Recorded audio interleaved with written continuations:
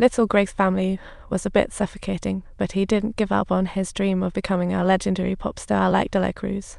One day, while shining sheep from a cowboy, he learned of a Dia de los Muertos music contest in town, inspiring him to chase his dream. Little Greg secretly crafted a guitar, a private tribute. His attic buzzed with musical passion as he repeatedly practiced his idol's songs on TV footage. De La Cruz's famous sayings were like sparks of fire in the dark, igniting Little Greg's heart. On the eve of Dia de los Muertos, he cautiously asked his family if he could join the competition. He got a unified no. Don't be sad, our loved ones visit us on Dia de los Muertos. Their photos must be on the altar for their spirits to return, and that's a pretty big deal. Without photos, they can't return. Grandma explained Dia de los Muertos to Little Greg, but he only thought of music and competition. That evening, Little Greg sneaked out via the roof but bumped into his dad returning. To avoid detection, he hid his guitar and dog under the table. His dog, stealing the offerings, knocked over the altar's photo. Little Greg discovered in surprise. The folded part hid his legendary fate. His great-great-grandfather left with a guitar to chase dreams. Never heard again the family taboo curse music. Little Greg suddenly realized it was the pop god's guitar, and at that moment, Grandma with Alzheimer's suddenly pointed at the photo, mumbling about Dad. What a coincidence. Grandma, your dad is the pop god De La Cruz. Little Greg excitedly dashed into the attic. He took down the pop god's poster, found guitars identical, and realized his great-great-grandfather was De La Cruz. How could the family still oppose him? Yet his enthusiasm was doused with cold water. Who is this guy anyway? No matter who, he left his family for dreams, so follow him. Dead end. But Dad, you said family would guide me. Liking music can't be wrong. Nonsense. Music is a curse in our family. I will never allow you to touch music. Just let me try. There was no room for negotiation, and Grandma's sternness left Little. Aren't you afraid you'll end up forgotten like him? As if the photo couldn't even go on the altar anymore. I don't care. What's so great about that old relic? Hearing Little Greg's rebellious words, Grandma couldn't contain herself. In front of the family, she crushed his dreams. Little Greg's eyes filled with despair, wanting to escape his terrible family.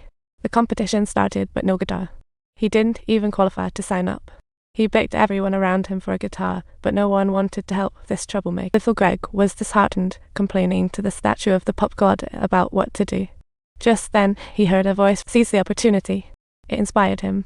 He weaved through the crowd, using fireworks as cover. He broke the pop god memorial's window, thinking Grandpa wouldn't mind me taking his guitar. However, as he strummed the strings, something magical happened. The vibrant marigold petals shimmered beautifully. They refreshed and returned, when suddenly someone approached with a flashlight. Strangely, they didn't notice Little Greg at all. He hurriedly fled, and everyone treated him like he was invisible. Little Greg, fearing discovery, screamed in fright. Cold sweat ran down him, skulls wandered everywhere. As he ran, he crashed into an old man who angrily scolded him for being a terrible grandson. When he looked closely, he realized Little Greg was indeed his own great-grandson. Was he their great-aunt? Yes, your great-grandpa. Hello? Victoria, great-aunt. She seems not quite dead yet, but also not quite alive. They'll find my ancestor Melda. She knows what to do. Oh no, she's in trouble. Without a photo, we can't help her now. Oscar uncle, Felipe uncle. Seeing Melda couldn't come, they took Little Greg to search. A marigold bridge connected the living and dead. This bridge only opens on Dia de los Muertos and allows family reunions with valid ID. This ID was the photo on the altar. The last person left stranded was a man because no one was honoring him. Even if someone tried to force their way through, they would be sent back. However, another individual who was also detained in this situation was Little Greg's great-great-grandmother, Miss Melda. My family puts my photo on the altar every year. You old box. Mom, are you truly okay? They won't let me cross the bridge. Tell this woman and her old box that my photo is not on the altar.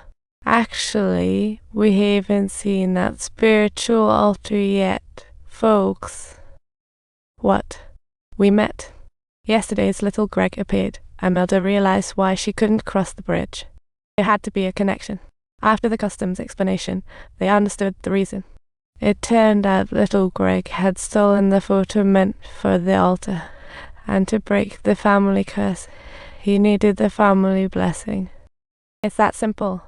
To lift the family curse, get the blessing, but it has to be done before sunrise. What if after sunrise? Oh snap, your hands. Just then, little Greg realized. His fingers were stiffening. His brain quickly clicked. Luckily, a marigold petal appeared. I give you my blessing to go home. And then put my photo back on the altar. You're at a 1000% music-free zone. Little Greg didn't expect his great-great-grandma's conditional blessing. He pretended to agree, and everything returned to normal instantly. But little Greg had no intention of just going home quietly. He grabbed his guitar and rushed to the competition. 2.5 seconds later, sent back. Ancestors refused again. Little Greg excused himself to the restroom and fled. Inspired by humor, don't forget to subscribe to our channel for more laughs and exciting content.